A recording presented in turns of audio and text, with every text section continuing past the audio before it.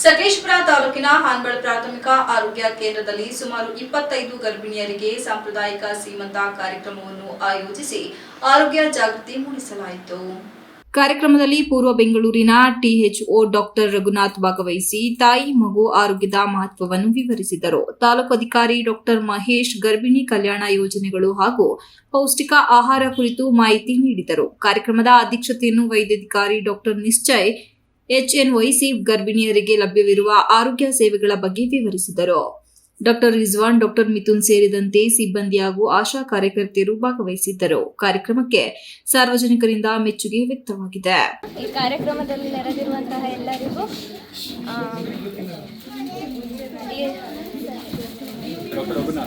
Doctor Raghunath sir ಈ ದಿನ ಈ ಕಾರ್ಯಕ್ರಮ ಮಾಡಿರೋದು ಎಲ್ಲ ಹೆಣ್ಮಕ್ಳ ಮುಖದಲ್ಲೂ ಒಂದು ಖುಷಿ ತಂದಿದೆ. ಹಾಗೆ ಒಳ್ಳೆ ಯೋಚನೆ ಅಂತ ಹೇಳ್ಬೋದು. ನಾನು ಫಸ್ಟ್ ಪ್ರೆಗ್ನೆನ್ಸಿಲಿ ಅಂಗನವಾಡಿ ಒಂದ್ಸಲ ಮಾಡಿದ್ರು, ಹಾಗೆ ಇದು ಸೆಕೆಂಡ್ ಟೈಮ್ ನನಗೆ. ಥ್ಯಾಂಕ್ ಯು ಸರ್, ಒಳ್ಳೆ ಥಾಟ್ ಹೇಳಿದ್ದು. ಹಾಗೆ ಸೋಲ್ಜರ್ ಅಂದರು, ಅದು ನನಗೆ ತುಂಬ ಪ್ರೌಡ್ ಫೀಲ್ ಆಯಿತು.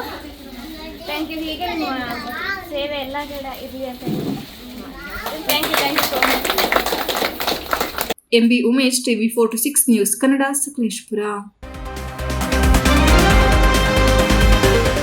You are watching TV 46 News Kannada.